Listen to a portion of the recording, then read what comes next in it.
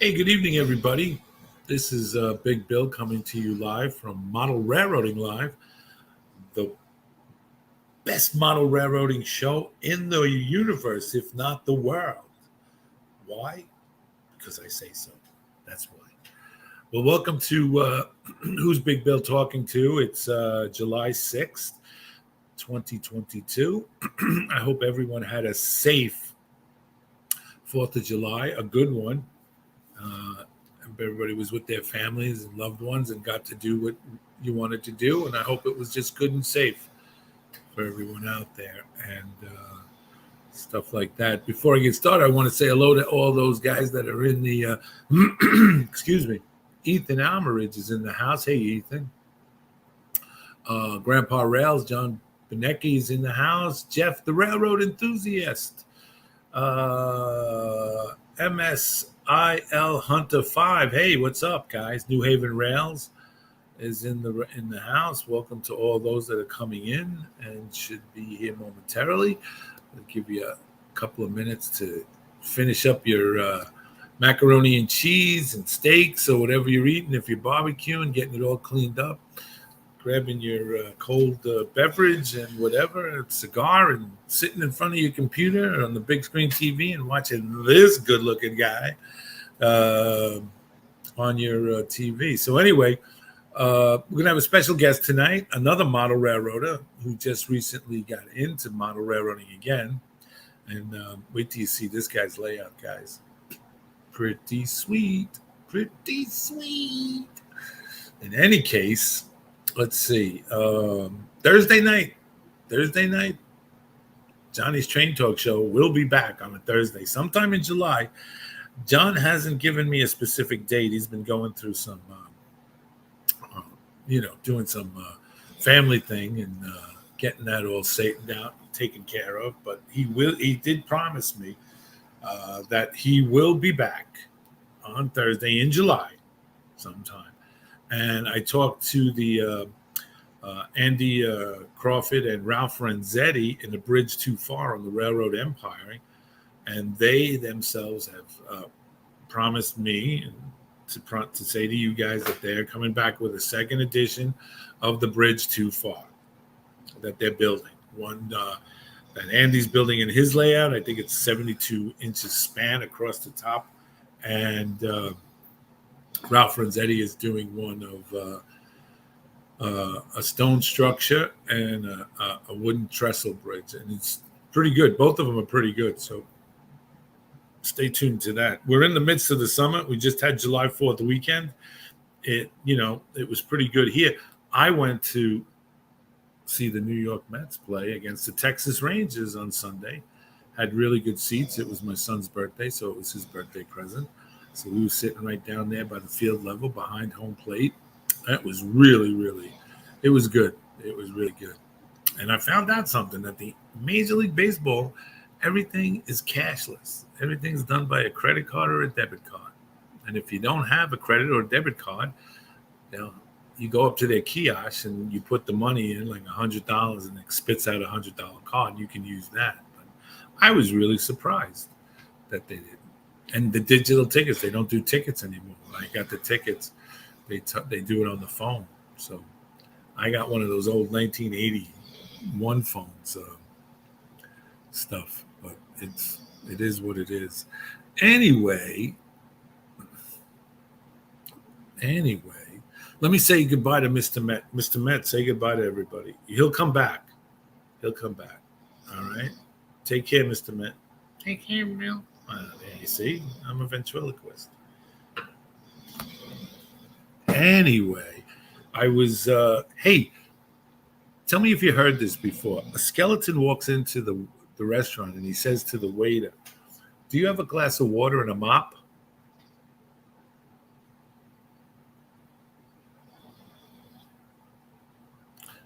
Don't turn me off, okay? Please don't unfriend me. All right. Okay. All right. It was an attempt at humor. I guess it didn't work. Anyway, let me move this, get this straightened out. Let's get to the show, folks. So anyway, what was I saying? Yeah. Oh, did I mention to you guys that we have a Patreon page? Please, if you want, by all means, contribute. If you don't worry about it. All right. I mean, I'm not supposed to say don't worry about it. I'm supposed to tell you contribute.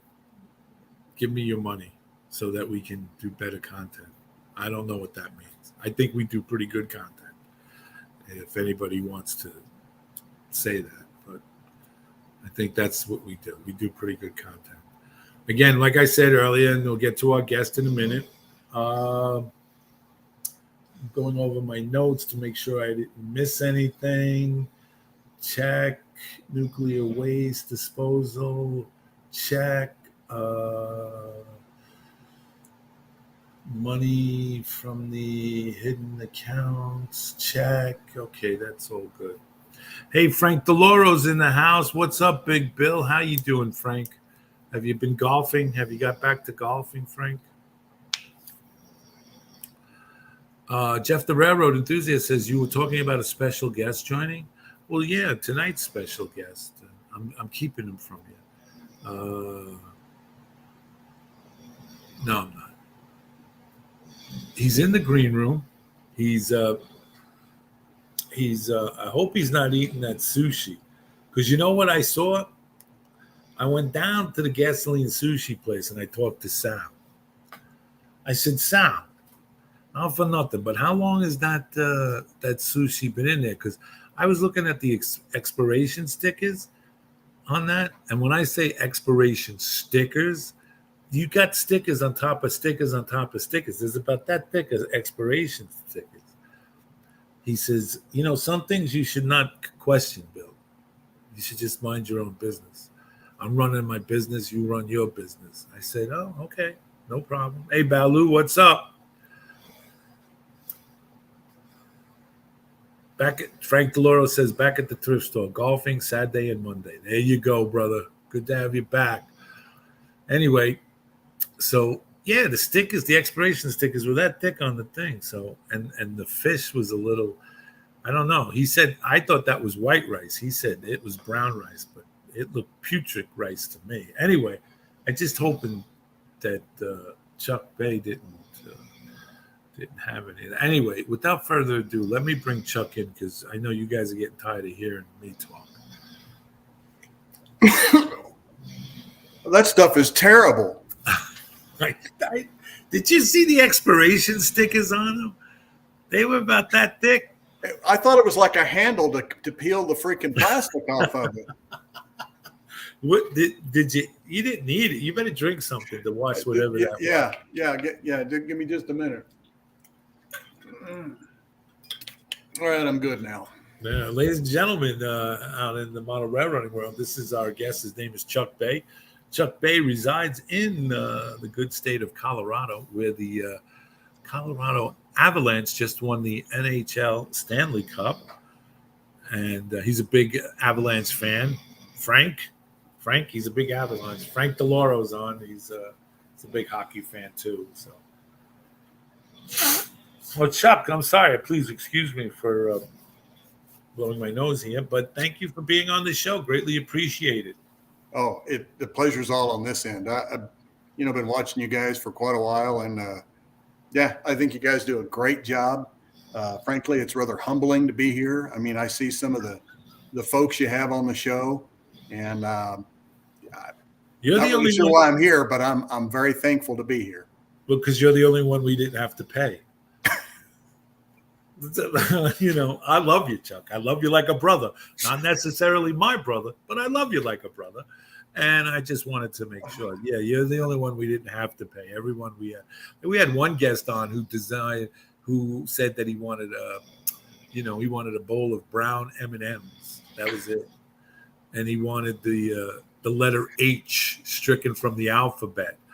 So, I thought the brown M&Ms was a little far-fetched, but, hey, what are you going to do? I like the red ones. Yeah. Yeah, there you go. Split Rock's in the house. Good evening, everyone. He says everybody's coming in. They're dribbling in. They're walking in to the show. And welcome to Model Railroading Live. Tonight's guest is Chuck Bay. Chuck Bay is from Colorado. and he has that. What you see him sitting in front of, or what's behind him, is his layout. So, Chuck, tell us a little bit. How did you? When did you start getting into? I know that you were in model railroading, but you weren't really dedicated to the hobby Right. till about what, a year and a half ago.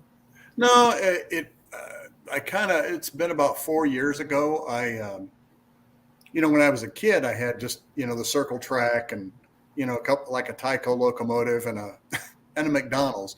Yeah, that McDonald's is rail served. But anyway, uh, I had some health issues about 4 years ago, and I couldn't go to work, and I was I was down for the count, and I saw a book I had that I bought a number of years before, and I couldn't put it down. It was prototype stuff, and I noticed in the back that I had stuck like a flyer in there from the Northern Colorado Model Railroad Club, and it was one of those standard pamphlets, the greatest hobby in the world and all the stuff. Right. And I kind of started looking into that, and I called a good friend of mine that I'd worked with for like 10 years, and I know he was really into that. And I said, "Hey, are you still into that?" And he said, "Oh yeah, why?" And I said, "Well, I'd like to come to one of the meetings and learn more about the hobby." And man, it like the floodgates opened. I can't get enough of it. It's a wonderful hobby, and it, frankly, for what I was going through, it was therapy. It's very good. I'm thankful to have found a hobby that, well, really, the best hobby in the world. Yeah, good for you. Good for you. So your introductory into it was through the club experience. Yeah. Frank Sell, a buddy of mine, that introduced me or brought me into the club, he started to introduce me to a few people, and then I, kind of started, networking or mingling, whatever you want to call it. And eventually started getting invited. Well, and I think what really helped me too, I was probably only in the club maybe 3 or 4 months, and we had elections coming up and nobody was stepping up. So myself and another friend, we said, well, we'll help out. And our current president said, "Okay, you're the treasurer." And he told my buddy, "You're the president now." And we had to have an election, but nobody else wanted to do it. So guess what? We get elected.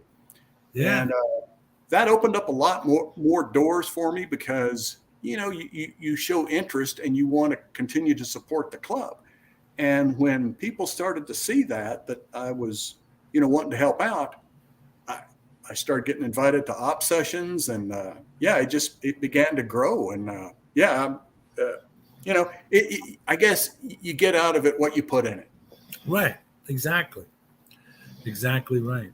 So that led. So now working and being a part and a member and also an elected official of the club, that kind of like you ran into Mr. Baranek, aka the track planner, because he's a member of that club. Am I correct? That's correct. He is a former treasurer and former president.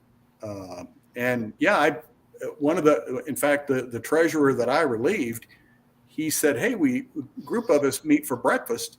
Would you be interested in coming by?" And I'm like, at first I was reluctant because I knew the guys, and Bill was one of them. But they're all kind of the old heads of the club, and I'm like, why would they want me on the block? Why would they want to talk to me? Exactly. Yeah, I know. But I finally decided to come, and I'm very glad I did. I'm glad I was invited, and fortunately, Bill and I just started hitting it off, and one thing led to another. We started. Well, I said, I was trying to figure out what I wanted to do for a plan. We were living in a small house up in Old Town, and the home was maybe about 1,200 square feet. Lovely little bungalow, built in 1918. We loved the place, but we were kind of looking for a change. We lived there for 20 years, and kind of on a whim, we started looking for other properties, and found this place. It had been on the market for a while. The basement was unfinished, and we decided to move into it. So that expanded what I was looking to do. The downside to having more room is now you've got to figure out that much more of how you want to fill it. And man, I looked for hundreds of track plans. I got to the point, analysis paralysis. I looked at stuff for, probably 6 months. And one day, and every time we go for breakfast, Bill was talking about different clients he was working with. And I'm listening to some of his stories, and I'm like, oh my goodness. Some of the stuff that Bill's advising clients to do, I would have never figured that out. So one day I said, hey, would you, you know what? He goes, well, yeah, I can come by and take a look. So the basement was unfinished. It was just studs down here. And he kind of walked around and said, I think this would be fun. Now, and we, talked a little bit about price. And about 3 days later, he sent me a plan. He had done more in less than 3 days than I had in 6 months. I was blown away by it. It was way better than anything else I had been looking at. And I looked at a lot of plans. Now, getting a track plan from Mr. Baranek and obviously hiring Mr. Baranek to do the track plan and to, work on the plan to get it done. You have an advantage that a lot of us guys who had track plans designed by Mr. Baranek, we're at a disadvantage. Obviously, I live in Staten Island, New York. A few other people live like in the, southern areas and stuff like that. But your advantage is that Mr. Baranek literally lives next door to you, right? Not quite next door, but close enough where we can see one another's houses. Yeah. But you can walk up to his house and he can walk to your house without exactly sweat. Yeah. And I hate you. I hate you already. It was, just again, very, very fortunate for a lot of different reasons. And that's one of them that, that he and I are friends and that we could spend time together and start working through stuff. And there were times, then, COVID got going. Yeah. And at times I'd say, well, you just want to do like a Zoom or something like that. And he goes, no, I'll just come over. And I'm like, okay. So we would sit down, go through plans. He'd fire up AnyRail and we'd start picking through things.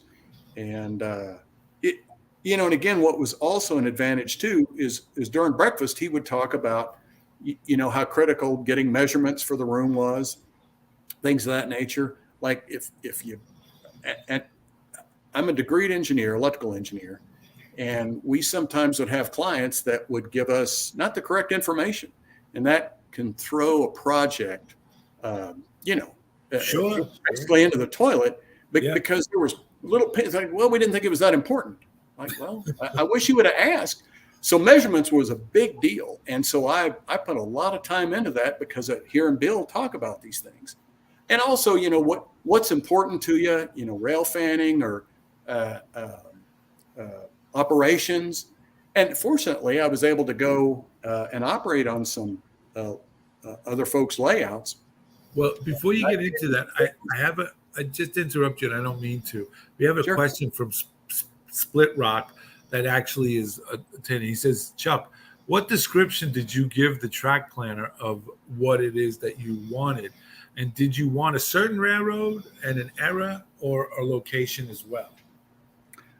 That's a really good question. That kind of developed, when I first started getting back into the hobby, I really wasn't sure of an error.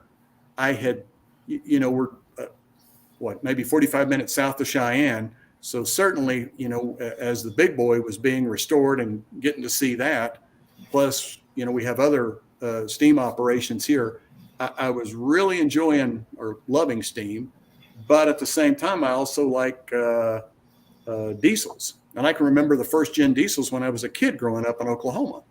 So but I also like second gen. I mean, honestly, I don't think there's a bad period to model. I like all of it. So Bill helped me narrow things down as far as era, equipment.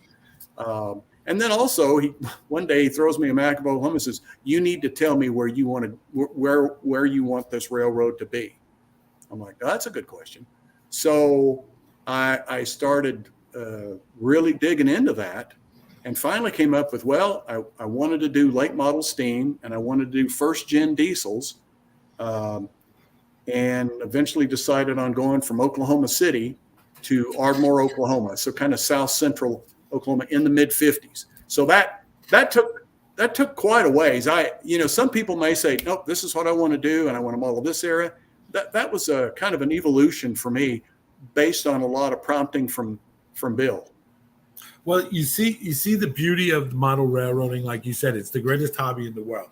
But the beauty of it is, look at the research you've done, and look how you've come away more knowledgeable than before you got into it. Because obviously, early in the conversation, you were saying, well, we were living in this house, and I had a room, and I put a 4x8 in there, and it took up the whole thing.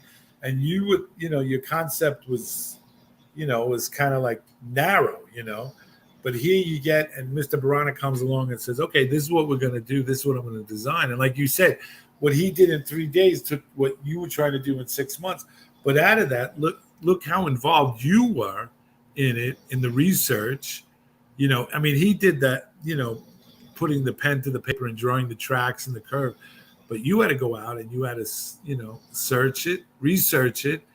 And you were like, well, this, I know for myself, when I was doing, when I was building the South Brooklyn Railroad, the Bush Terminal, I really got into the whole, like what was going on, like how it worked, why it worked. The guy, Mr. Bush, who designed it in the 1800s and came up with this, he was like light years ahead of his time.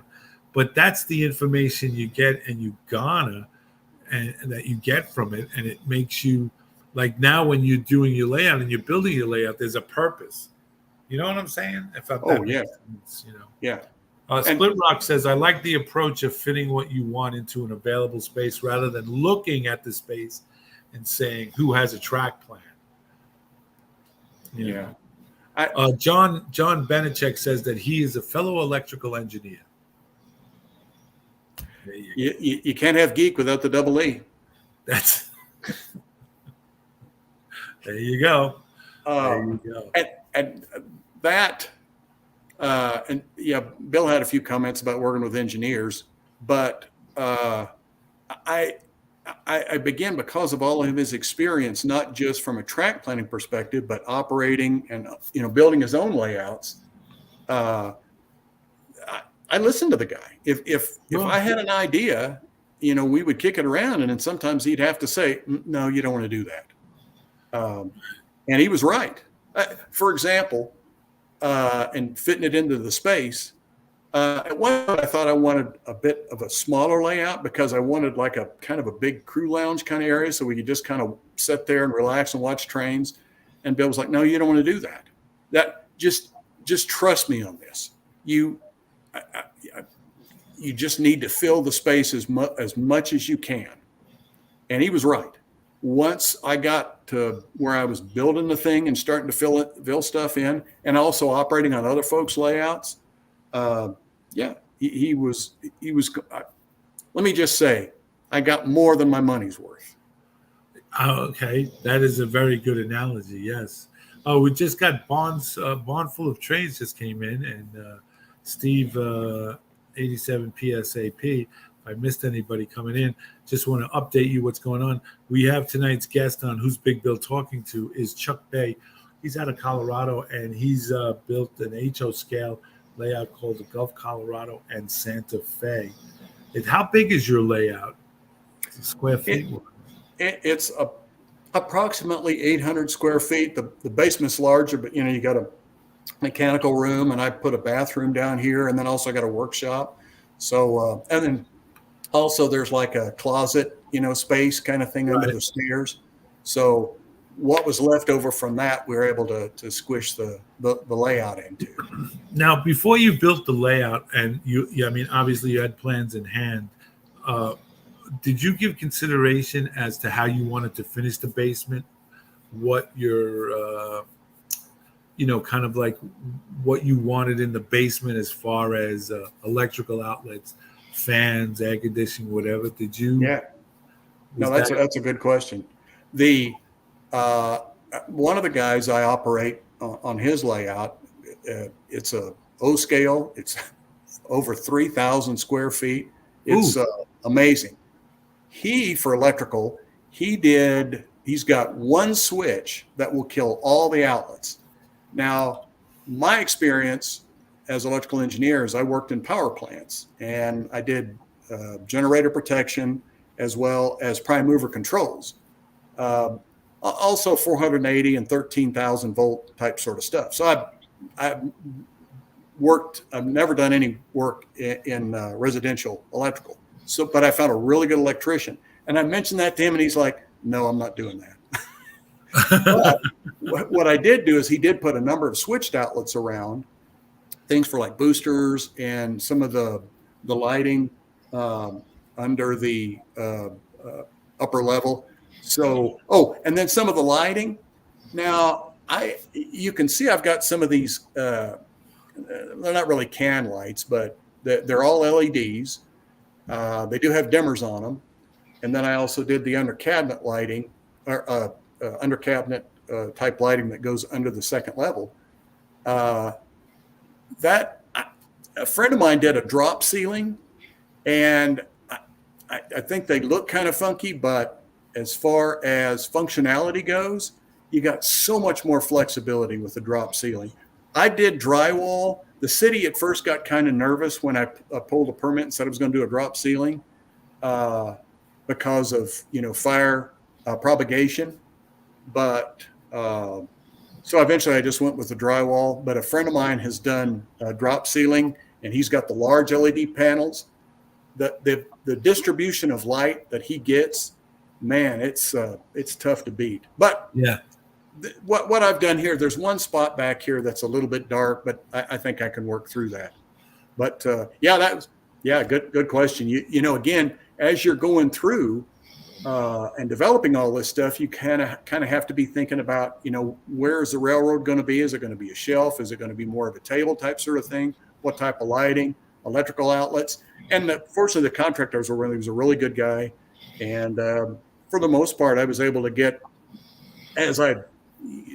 my experience over where I was at, I got what I wanted. So when you had somebody come in and you contracted them to finish the basement? Yeah, that made the permitting process easier because they were a licensed electrician. If you do it yourself,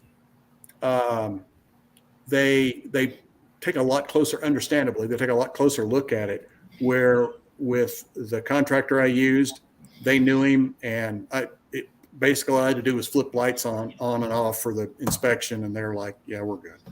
So that sped that part of it up really quickly. But the construction of the drywall and stuff, you did that, or you hired somebody to do that? I did some of the framing. I also got a little bit of help with some of the framing, and then the drywall. We had some young Hispanic fellows come in.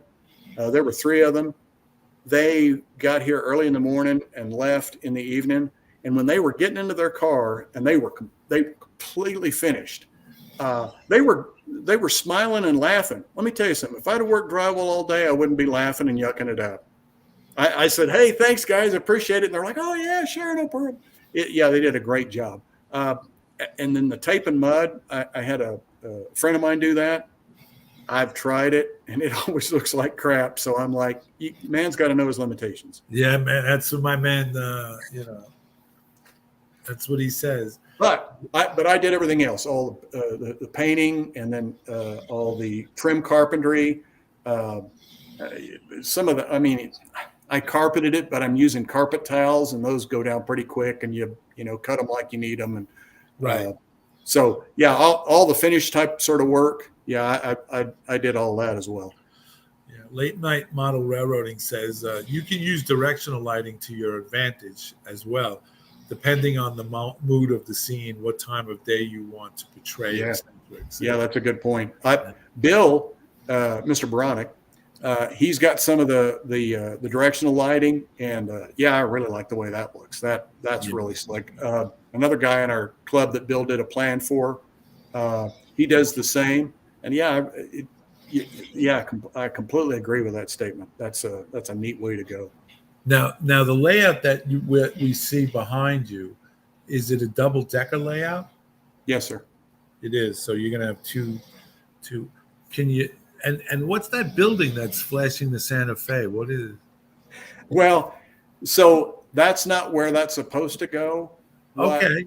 What happened was there was a former club member who was working for the Poudre Valley Fire Authority, and they used to do like emergency response management simulations, and they did it with all HO scale type structures. They would firefighters would put these things together and set them out on a big table, and then kind of move vehicles around and where you put barricades up and so on.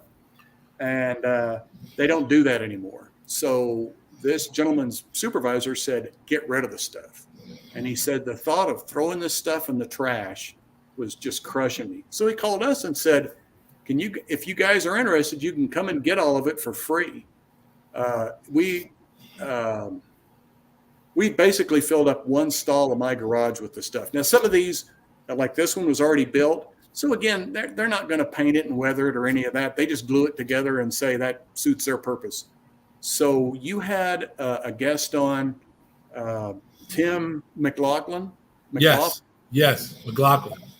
Because he did some of the same stuff where he goes, Right. yeah, I bought stuff that was already built and I kind of disassembled it. And so that's some of the stuff. And as we kind of go around the layout, you'll see some of that. Right now I just put stuff there to give the illusion that I'm making progress. Like it's actually a model railroad and not just lumber everywhere. Will that building that's in the background that's on the second level there, will that be going on your layout, or is that? Yeah. There's so the way Bill designed it, kind of over my right shoulder, there'll be hidden staging. And so I've got, my thought is to have like a aluminum track, and you can kind of see that in the upper level. There's a couple of panels up there I just stuck in to see how that would work. So I put like an aluminum channel in there, and then I can stick like masonite or whatever, and then glue like building flats to that. So both the upper and lower staging areas, they have pretty good sized cities. And so I kind of have a urban type sort of environment, shipping docks and things like warehouses and so on. Right. So I can use structures like that, to kind of cut that down and put those on there to kind of give that effect. Would it be possible to give us a basic tour of the? Oh, sure.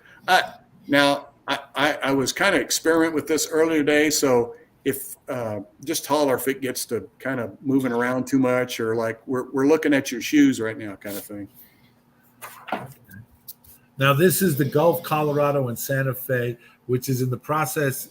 Apparently the framing and everything has been built, and track at some locations has been built, has been laid down. So yeah.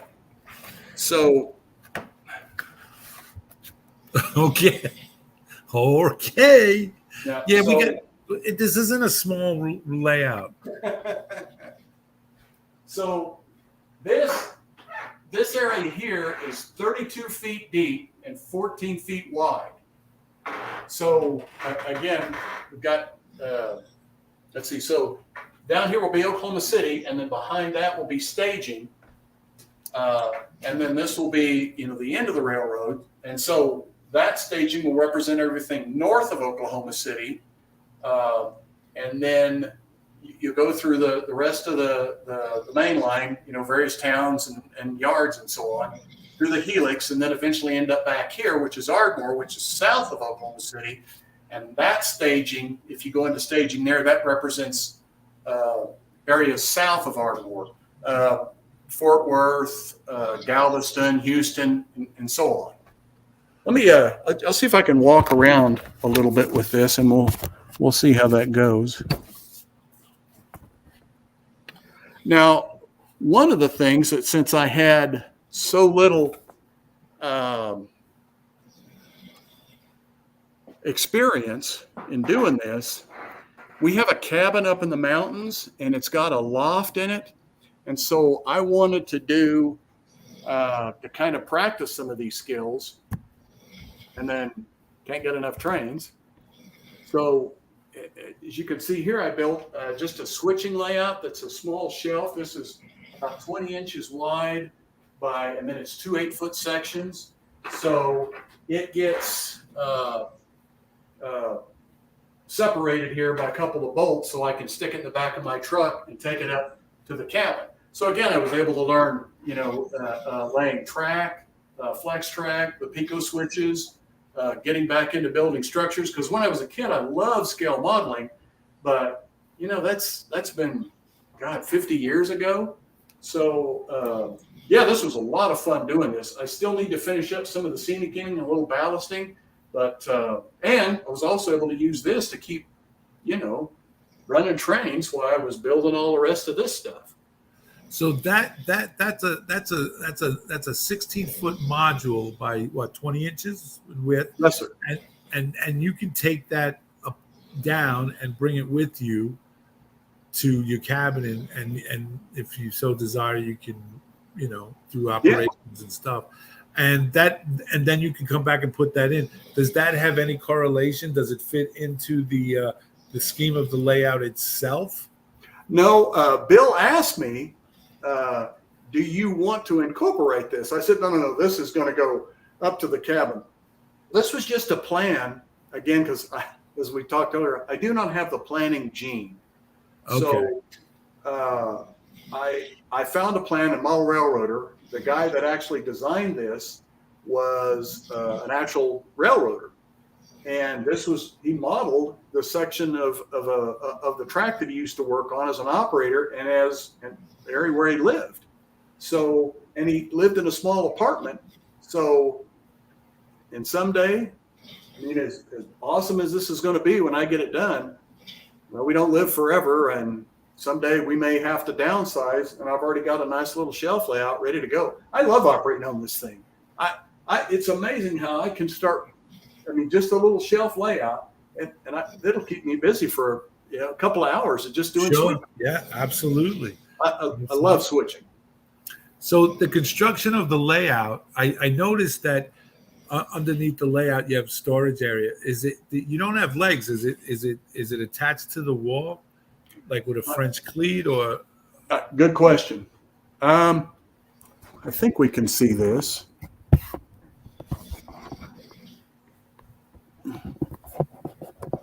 Oh yeah.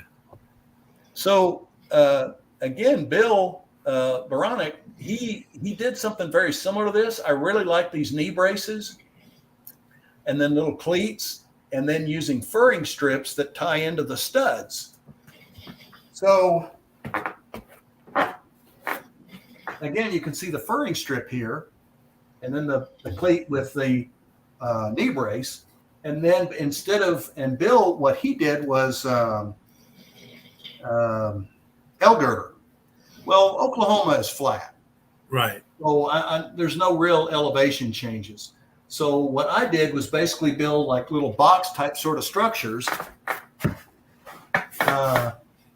You had James Adams on your show.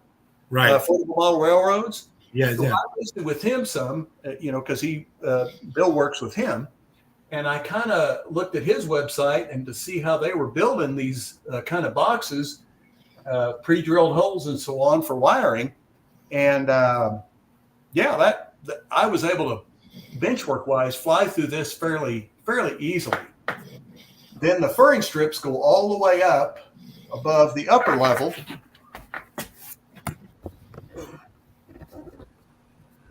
We're giving you a workout here, Chuck. So here you can see the furring strip, and then I just use little metal L brackets, and then I take 2 pieces of 3/4 inch plywood, glue those together again with pre-drilled holes, for all the wiring. And this supports roughly about, I don't think it supports my weight, but I've had it up to like 50 or 60 pounds. So it's very stable. Very. And you know, when you get those pre-stamped L brackets, Yeah. I like those, except they're not quite as sturdy as I wanted. And by using these, I now have a flat surface to attach the backdrops to, where if you're going to use those little L brackets, you have to come out a little ways. So Right. 1 or 2 inches. There's no savings cost wise. They're still about the same as the L brackets. I just, or the pre-stamp brackets, but yeah, I like the way those worked. Yeah. Now, what do you use for the road bed, the sub road bed? Do you use foam or Homosote? Yeah. So obviously, I'm building these plywood boxes, and then I use good old pink foam. I hate that color. I'm trying to paint that stuff over. It just it doesn't feel like a model railroad with pink foam, but I love working with the stuff. Sure. Yeah. Sure. Sparky says, this is how I did my main level. A great way to get strong supports for your layout and to save a bit of space. Oh, yes. Yeah, that's a very good point. Yeah. Late night model railroad says, boxes are easy. Makes it quick. Yeah. Yeah. A little bit of glue and a finish nailer, and I could mount one box almost per day. Yeah, he's right. I was flying through this stuff until I got to things like the Helix. And there it is. That took some work. Oh, and then back up in here, these are a couple of branch lines. So this is a good story, or at least I think so. Bill came over for dinner one evening, and we were down here drinking a beer. And he said, this is the first thing people see when they come into the train room. I go, well, could we maybe do another branch here, like another level? He goes, well, that would mean, double track in the Helix. And I said, yeah, that's true. But I think it would look neat. And he's like, okay, I said, well, I don't want you to spend a lot of time doing it. He's like, you're not paying me by the hour. Right. So, yeah, sure enough, like a day or two later, he came back, and I said, all I want for this upper branch is there's a really, really, really neat depot that's still there in Shawnee, Oklahoma. It almost looks like a medieval castle. It's all a rock structure, and it's got a turret. It's stunning. And Bill put that in to this part of the layout because it's such an iconic part of the Santa Fe in Oklahoma. And then and there's, Shawnee Mills. So it's a big grain elevator, and still to this day makes the best cornbread I've ever eaten. They sold out during COVID. They just couldn't make enough of it. Yeah. But and then this is another branch, and all of a sudden I can't remember where this goes. Yes, I know I built it, but I That's all right. Let me. Split Rock wants to know, what era are you modeling? And we had talked about this earlier. But approximately 55, 56. Again, because it's late model steam and first gen diesels. I love steam, but I really like the diesel stuff too. So I thought that was a nice compromise. And most of the first gen diesel stuff, because I was born in 1960. So I can still remember a lot of that older stuff, all the F units still going through, the Jeeps through Oklahoma. Steam was gone by 1960, and of course Santa Fe was donating a lot of the steam locomotives to various parts of Oklahoma for static display. So and my grandparents lived on this down at Pauls Valley, which is on the layout. Bill put one of those towns in. That was another neat thing. So sometimes I'd get kind of town happy and just start adding all these towns and goes, no, that's too many. You need to have the ability for your operators. So when you pass through a town, it's kind of busy and you've got stuff going on, and then you leave the town and go for a little ways and kind of let your mind relax before you get to the next town. And I'm like, okay, I'll take your lead on that. Yeah. Late Night Model Railroad says, listening to how fast Mr. Baranek works at this point, it wouldn't surprise me to hear that he carries a laptop around with any rail opened all the time, cranking out changes. LOL. Well, one of the things that we should point out here is that, Chuck lives in Colorado, and he actually, from his house, he can see Mr. Baranek's house. They can walk to each other's houses without breaking a sweat. So Chuck, just to give you guys who came in late, Chuck Bay is the guest tonight, and he has an HO scale layout called Gulf Colorado in Santa Fe, and he also belongs to the Model Railroading Club that Mr. Baranek is also a member of. He's the treasurer of the Railroad Club. So how he got the layout was that he knew Mr. Baranek built them or designed them, and he wanted to get one. So they live in. He has the advantage of inviting Mr. Baranek over to for a beer or for dinner, and they just hang out and talk about what Chuck wants to do here. So he has that advantage where I am definitely disliking Chuck every minute I talk to him because he's got that accessibility. But anyway, moving on. Going out, man. Well, I wish I could. Sparky 107, he says, talk about the Helix. Most people don't like them.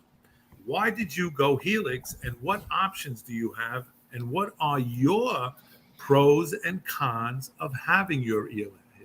Sparky, the check's in the mail. Another great question. He's smart. He could have been the head of the family, but So let me just stick that up here real quick, just so we can get a little look at it. Oh, so a couple of things that you see how there's kind of got a little bit of a shelf in there. right. So what's nice is since that's built on 2x4s, most everything else is built on just 2x2s, but these are 2x4s because I knew it needed to be stable. And I also like the fact that when I slide in there, I've got places to pull myself up with.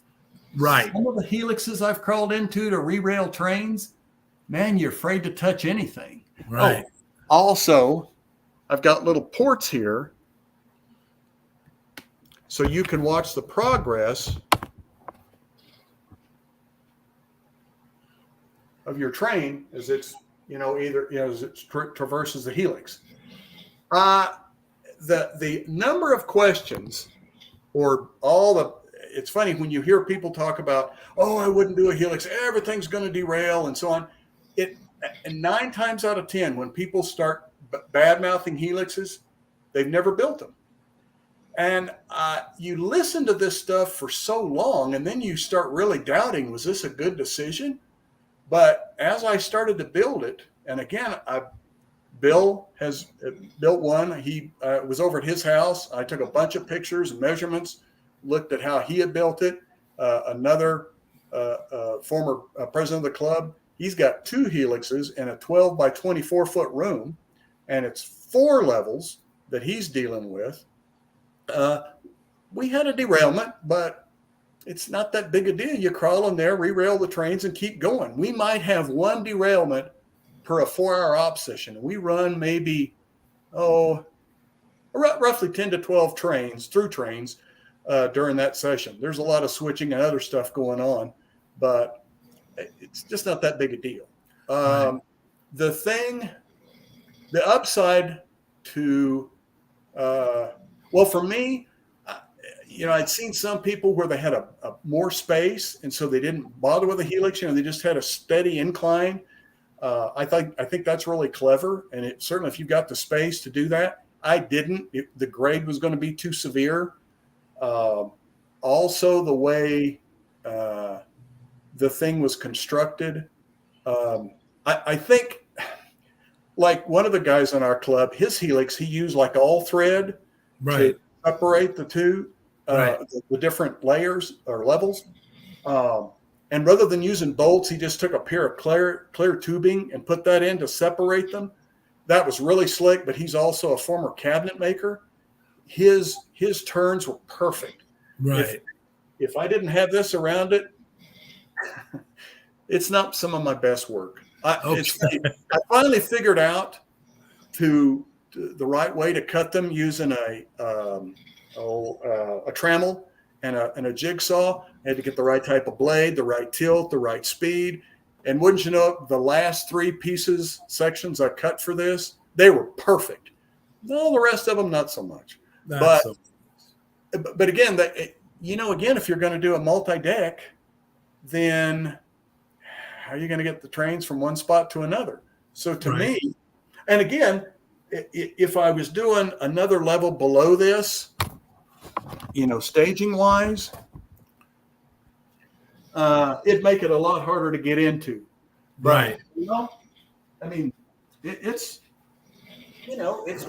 fairly easy to get in and out of. And stand up in it. Yeah, Sparky says that my Helix is the best part of my layout. I love watching the trains in there and go around. You know what? That is so funny. Yeah, you're right. You get in it, you just watch them go around. I'm glad to hear somebody else say that, because I'm thinking I'm kind of weird, because I really like the way that looks when they're going up inside there. That's cool. Yeah.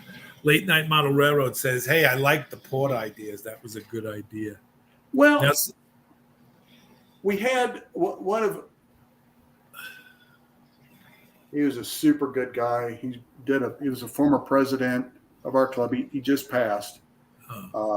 His Helix, he had little indicators, little LEDs that would show you where you were at. And I thought that was really clever, but then you got to isolate the different sections of track for occupancy and so on. And but he was a master modeler, so that kind of stuff was just second nature to him. But to me, for example, I love motorsports, and when you look at Formula One in Europe, they have a team of engineers. They probably have 1,000 or more data points coming from the car that they can look at to see, tire pressures and aerodynamic principle or performance of the vehicle, each cylinder temperature, fuel pressures, all of this stuff. NASCAR, we got carburetors. I'm American, keep it simple. And you just put a hole and call it good. Sparky has another question. He wants to know, curved track on a Helix, did you stagger your rail joints or are they parallel? The checks are going to be coming here in a little bit. That again, another really good question. We have a former guy, 32 years. He worked for Burlington Northern Santa Fe as different, but primarily maintenance, track gangs, and so on. He suggested that to me, but I saw another gentleman. Thank goodness for YouTube. He cut them even, and so I did not stagger them. I did keep them even. So far, but the way he showed to do it was, you bend the track around, you cut the one, the inside piece of the rail, cut that flush with the outside, and then put the rail joiners on and then solder it and then keep bending. But when you solder those two together, they're straight. So that still leaves a nice, I guess, more of a continuous or smoother curve all the way around inside the thing. Right. Now, with all the questions that we were asking, have you remembered what the other town was on the other side that was below the? Yes. Thanks for being there for me. It's kind of hairpin guy I am. The Lindsay branch. The Lindsay branch. Okay. Lindsay, Oklahoma. Again, it was just one of these things that, we we got the helix here, and we got trains, kind of going from, again, Oklahoma City to Ardmore, or Ardmore to Oklahoma City.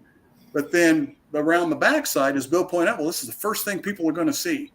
So I said, well, we got the Lindsay branch that comes out of Gulf Junction, just a little bit south of Pauls Valley. And again, my grandparents used to live there. So yeah, it was my dad, he was a truck driver, so he was not really into to trains, but his brother worked for Rock Island. So yeah, we maintenance.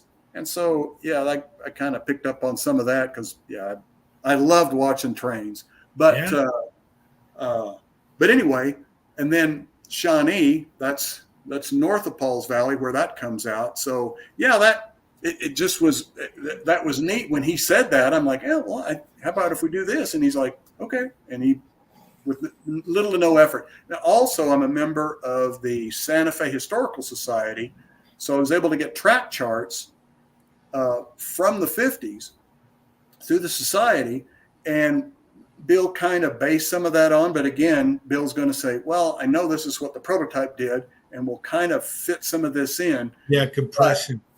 But from an operating perspective, when you get operators over, you also want to make it, have some neat areas that make it a little more challenging. And I'm like, yeah. And what section is this that we're looking at now? So now I'm gonna have to think about it. So this is Pauls Valley. Right. So this the main, a lot of the areas in Oklahoma are a lot of industries, obviously grain. So a lot of elevators and mills. There's cattle, because back then in the 50s, most of the cattle moved with the railroads. There, of course, oil. I've got the one section over here, the upper level, where that building is with the Santa Fe sign on it. Right. That will be a refinery in Ardmore, Oklahoma. So we got oil coming from off the layout there, and there's also some, pump jacks, the kind of pumps that go up and down out of an oil well, and then storage tanks. So there were times it was more economical for those pump jacks just to put oil into storage tanks and then bring rail cars up rather than try to build a pipeline, 100 miles. It really depends on the flow rates out of the wells is what I think dictates part of that, what the field can tolerate. Right. Mr. Baranek is in the chat, and he says, "Hey Chuck," he says, "I just want to let you know I do work for food." So now everybody on the Q&A is chiming in. Late Night Model Red. I can cook. Let's chat. Come on over. Good stuff. Oh, and then of course we got like a river crossing. So that's now, as Bill pointed out, he goes, don't get hung up with scenery right now. Get the track down, start putting an op plan together, and then start running trains. Because if you get all the scenery down and start realizing, I wish we'd have had, the siding was a little longer or whatever, it's a lot harder to do that. So right now I don't have, this is just plywood. But that's fine. You got a plywood Washita River. You got a plywood prairie. Yeah, exactly. And then another river crossing. So at least I got the bridge there. I don't have the proper pilings yet, but bridge supports. But soon It'll come. It's a learning curve, and you'll get there. Now, my suggestion is once you got your track plan bulletproof, where it's running where you want it to run and how it runs, and it's good, and you start doing your scenery, I would just do one section at a time. Yeah. I wouldn't jump from one. I wouldn't jump from, work from the front and then, let me go work on it, because then it becomes scattered. You work it till you get it, because you got such a beautiful layout. I mean, built wise, you want to make it, and not that you don't want to strive for perfection. This is just my opinion. you don't want to strive for perfection, because it's come to me that, when I was doing mine, scenery stuff, I got overwhelmed in the beginning, and then, like Bill said, just take it one section at a time. And when I took it one section at a time, it was very much, you do it the way you want to do and how you want to see it. Yeah. And by the way, I've seen a lot of your videos on your railroad. Yeah, I love the way yours turned out. I think you've really captured the feel for. I say that I've never been to New York City, flown over it a lot, but I really like the way that turned out. I like that gritty kind of feel that you have to it. Yeah, well done. Yeah. And then a couple of shout outs to some of your other guests that are also YouTubers. That's the thing I really like about you guys. For YouTubers, you all kind of tend to support one another.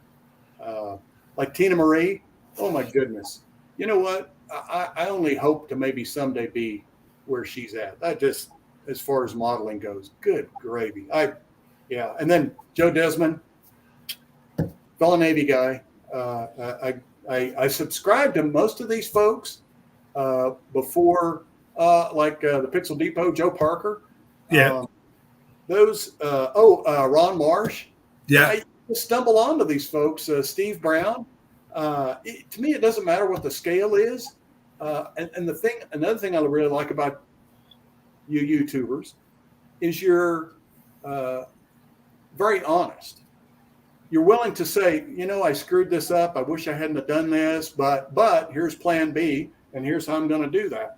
That to me, frankly, when the social media world we live in, where people pick you apart over just trivial stuff, right. The fact that you all can do that, I think that's huge. You guys ought to be commended by saying, "Yeah, I screwed this up, but I think I can fix it." So, Chuck, do you have a YouTube channel? You know what? I wasn't planning on it, but when Tim McLaughlin said that, he said, "Well, I did it just so I can kind of document stuff." I went, you know what? That's actually a neat idea. I wouldn't go for even though Wilmer might see me someday and go, not bad, but that's a ways off. But that is kind of a neat idea. Just to document it, not so much for the views, but just say, it'll be there. So I have reconsidered that. Split Rock has a question. He wants to know how many operators will be needed for an operating session. Dadgum. That another great question. Chuck, seriously, I don't run a pea soup operation over here. I got some pretty, top-notch guys that know what they're talking about. True. You're right. I don't go out into the street and say, "Hey, come here. Get in here." I'm not filling the room. Ask this guy a question. What's your favorite color? Yeah, exactly. I ain't got red. that kind of, we ain't got that kind of viewership. We got guys that they want to know, and they want to know right now. I'm with you. I'm feeling you. Some of the guys that have kind of been watching what I've been doing that have regular op sessions, I think we're talking about maybe 4 to 6 operators. I don't think long term. I'm not sure, but I think I'd like to have a dispatcher. I operate on one railroad where they have a dispatcher. It's a full CTC panel. That is, to me, just the coolest thing. I wouldn't build a CTC panel. I'd just do JMRI, but they physically built the panel. It's a work of art. It's just about as close to the real deal as you can get. That's just cool. Calling dispatcher and you're watching for signals and off you go. But I think about 4 to 6. And I've operated on layouts where you needed. One of our founding members of the club, he still has, believe it or not, a DC layout. And there's about 5 or 6 of us that operate his railroad. And man, you're flipping switches like it's going out of to isolate them. It was so cool. But his his layout's smaller, but we do an engineer and conductor. so the Right. conductor is taking care of the switching and so on, Right. track isolation. So that to me, I think that's kind of cool. I've operated on other folks' layouts where if you got enough people, you have a conductor. That's kind of cool. I Yeah. enjoy doing that. Yeah. So late night model railroad. we can have more operators. Put it that way. Okay, but in the beginning, that's what you want. Late night model railroad says one section in the scenery area, one section work at a time keeps you in the same frame of mind until it's done, which makes a lot of sense. Yeah. David BNSF and N Scale says Joe Desmond has the neatest wiring ever, And Randall Ellis has a question. He wants to know, what is your favorite locomotive and piece of rolling stock? Ooh. I think my favorite locomotive is I have a brass Texas type. It's a 210-4. It's ginormous. That I need to put a can motor in it and sound and encoder and so on. But that and then probably next after that would be a northern type, a 484, and those are Broadway Limiteds. They run beautifully on this layout. But that 210-4, I've kind of pushed it around on the layout some and also put DC power on it. So far, it seems to be okay. I'm a little concerned when it gets in the helix. Favorite piece of rolling stock?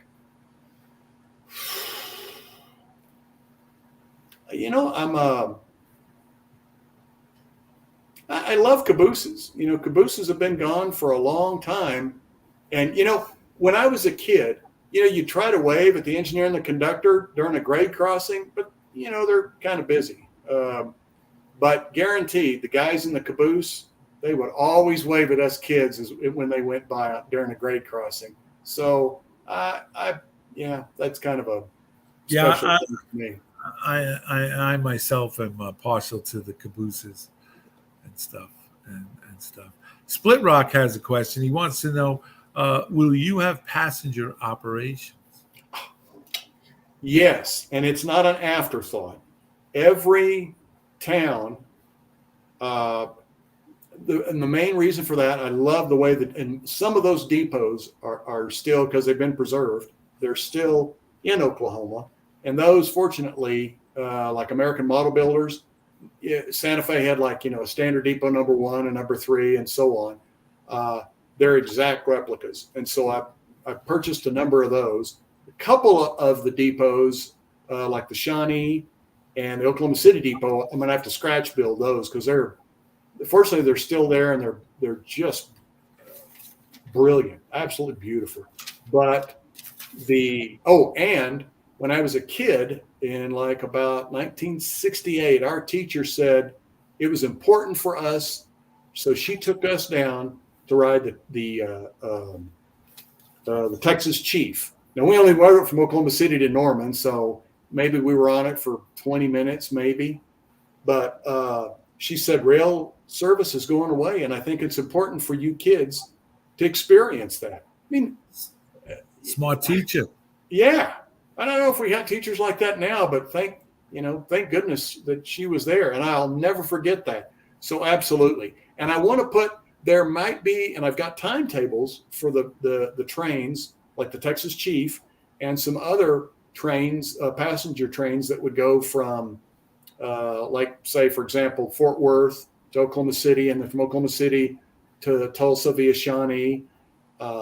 So I want to put a little more effort into just, having a passenger train just driving through. Like, for example, maybe sitting out a dinner car, when it's not required, maybe some sleepers. I know there were sleepers. The Texas Chief had sleepers that would get dropped off in Oklahoma City when they were on the way to Chicago. So things like that. So yeah, I definitely intend to do that. Oh, that's good. That will keep it very interesting for sure. Yeah. Late Night Model Railroad wants to know, when you were watching the train go by with the cabooses at the end, did the crew ever toss you a pack of gum or anything as they passed by? That's awesome. I love that. No, I wasn't fortunate enough to get the pack of gum. CV Railroad and HO Scale said Central Vermont called their cabooses buggies. Oh, yeah, and of course the Pennsy, they called them cabins. Yeah, I had a couple of years ago, I went to see my nephew play tournament baseball in Ohio. And I'd driven out there, and one of the players' grandfathers, there was a retired conductor on one of the major railroads out there. And after the game, we'd be sitting around in the hotel lobby. And, he was telling me this story where he would switch out a steel mill. He had to bring in material, boxcars of, he said, whatever they used it for, but there were 2 boxcars that were designated to be put into the steel mill, to which they had a platform where they would push it into the factory, and then the workers could roll it off.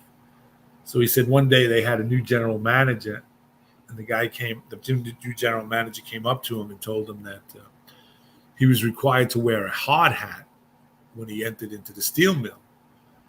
So, this guy, the conductor, said, I don't work for you. I work for the railroad. So I'm not putting a hard hat on. He says, well, then you're not delivering you're not bringing these cars in. And he said, fine. And he had the engineer pull the train out, pull the 2 boxcars out, and he left them out in the front of the door. And he did that for like 4 or 5 days. So finally the workers got together and said, no, we can't be taking this stuff off the truck, off the cars, because it's, heavy material, So then the guy relinquished and said, no, you don't have to wear a hard hat anymore. So it's just one of the railroad things, Oh, so, and then this is the main yard. This is a division point yard. This is at Purcell, Oklahoma. Uh-huh. Just as So you get ready to do that, though, Frank DeLauro says, I used to throw out candy corn from the train to all the people walking along 86th Street in Brooklyn on the West End when I was a conductor. But he wasn't doing it to give them any candy. He was doing it so he wanted to hit them in the head. So don't try to think you're nice, Frank. You're not. Bill Baronic says, Chuck, people might be interested in know the approximate mainline length, i.e. run from staging to staging. But before you get to that, tell us about this layout yard. Oh, here. so again, this is the main yard. It has a turntable. So, and of course, there's also, now this is not the depot that will go here, but it's a stand-in now. I like the way it looks. Looks good. You also have to have, since it is steam, an ash pit and a coaling tower and so on, plus fuel oil and the like. So the turntable, we had a couple of iterations of that, and Bill was patient with me on that. I originally had a 130-foot turntable. He was able to figure out where to put that. And I finally mocked it up. And the problem was that it kind of stuck out right here. Well, the problem was you could reach the cars to uncouple them at that end of the yard, but you couldn't see the couplers because you were standing so far out. Oh, if there was another cut of cars between you and the coupler you were trying to release. Right. I mean, you could do the magnet thing, but my experience been with working with those is those are kind of hit or miss. I just like the regular old skewers. It's quick and easy to do. Right. So I said, I'm sorry, but it took me a little too long to figure this out. But I said, I've got a 90-foot turntable. If you can find a place to stick that, great. But if you can't, we'll just live without it. I mean, it was in Ardmore during this time, and he figured that out.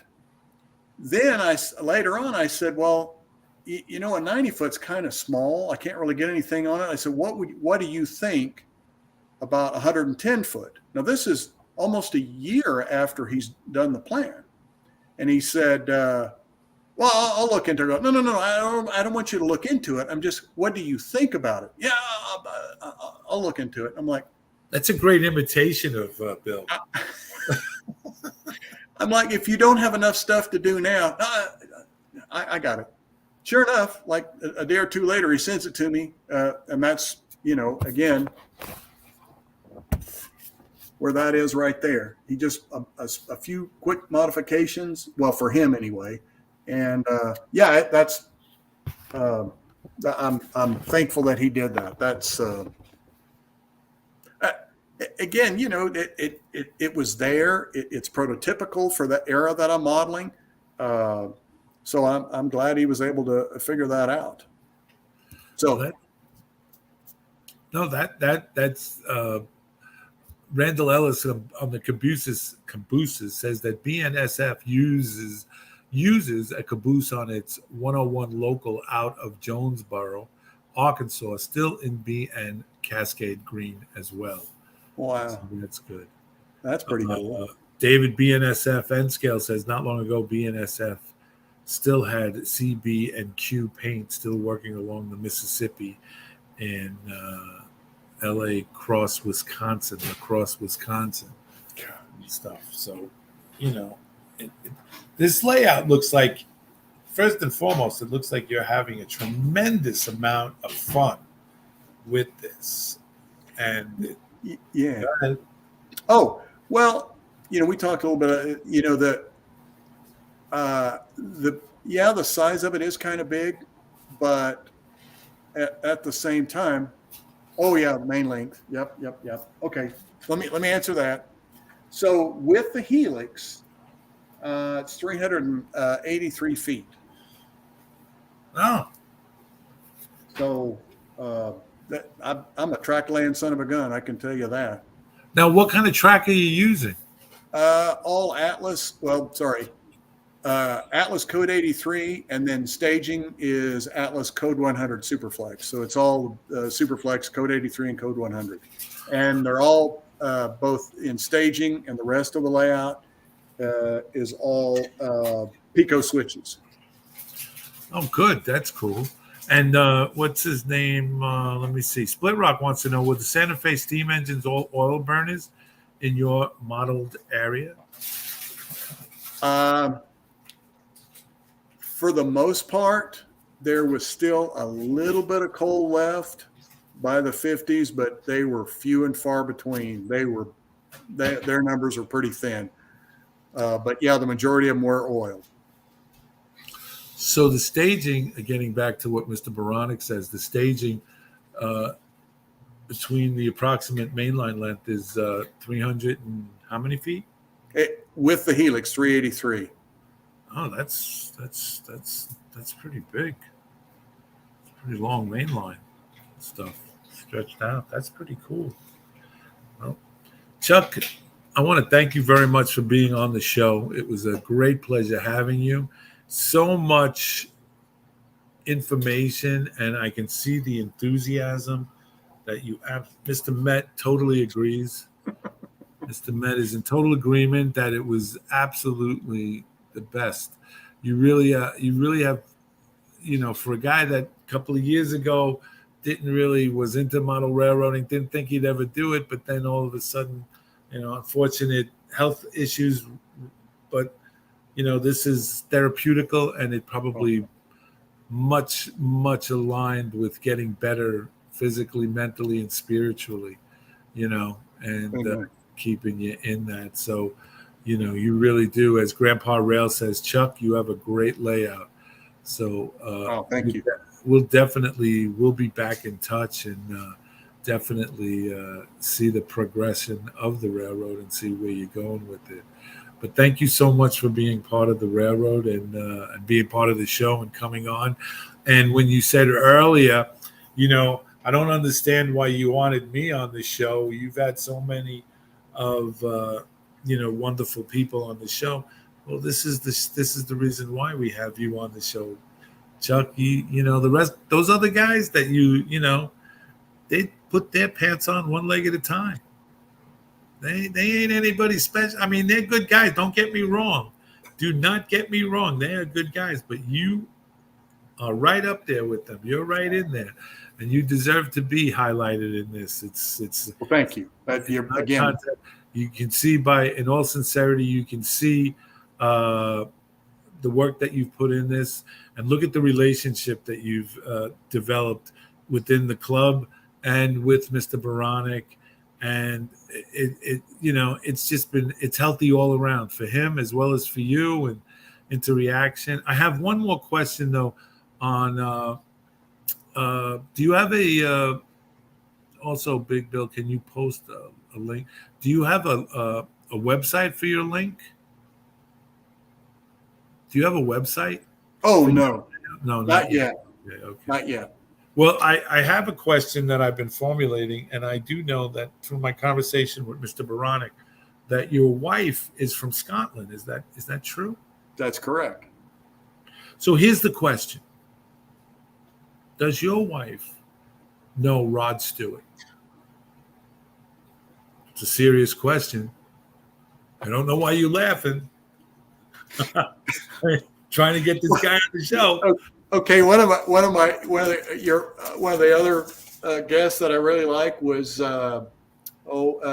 Kathy Malott. Yeah. I loved her response to that question. Do you know Elvis? To which my reply was no, because he's dead. Oh man, she was so quick on that, and I thought that was hilarious. Yeah. But yeah, and you got just equally quick. New Yorkers, you guys are very quick. Well, you're still not answering the question. No, she does not. She all did know. Oh shoot, I think it was a band member with the Eurythmics, but she had another friend that joined a cult though. All right, let's not go down that rabbit hole. You know. Do you know? Do you happen to know Abe Froman, the Sausage King of Chicago? No. Oh, I've been trying to get in touch with him. If anybody out there knows Abe Froman, the Sausage King of Ohio, please get in touch with me. I'm trying to get him on the show. Does a whole stockyard thing layout. His claim to fame is that he's the Sausage King of Ohio, Abe Froman. But in any case, with that said and that done, again, thank you so very, very much for being on the show. We'll definitely have you back on because we want to definitely keep apprised of that winning layout there and what you're going to do. So we'd like to see it in operation. Yeah. Get some structures and maybe a little bit of scenery and stuff. Yeah, because I mean, it's potentially it's it'll be really neat, but yeah, it's got a ways to go. Yeah, Randall Ellis says thanks for showing us your awesome layout, Chuck. Greatly appreciated. So, you know what? You guys are humbling me. I'm glad all of you guys tuned in, and I'm glad you enjoyed it. Thank all of you for taking time out of your evening to join us. Mr. Met likes it. That's important. So, and anyway, but thank you so very much once again. I want to let you guys know that Johnny's Train Talk Show, it will be back on a Thursday. When it will be on Thursday, sometime in July. He will let you know. I will let you know. And I want to thank you guys for tuning in. The Railroad Empire, The Bridge Too Far with Andy Crawford and Ralph Renzetti, a.k.a. the Mud Father, will be back. And they'll be doing on designing a bridge on Andy's layout, as well as a wooden trestle bridge and with stone pilings from Ralph's railroad. So that's Railroad Modeling Empire, and it's called The Bridge Too Far. They will be on, and I think this Saturday night at 9 p.m. Eastern Time. And in the meantime, we want to thank you guys for tuning in and watching the show. Greatly appreciated. Great questions from all you guys out there and ladies out there as well. And we will see you soon. So you take care. You be well. You be safe. And you be blessed. Mr. Met, say goodbye. Goodbye. See you guys on the radio.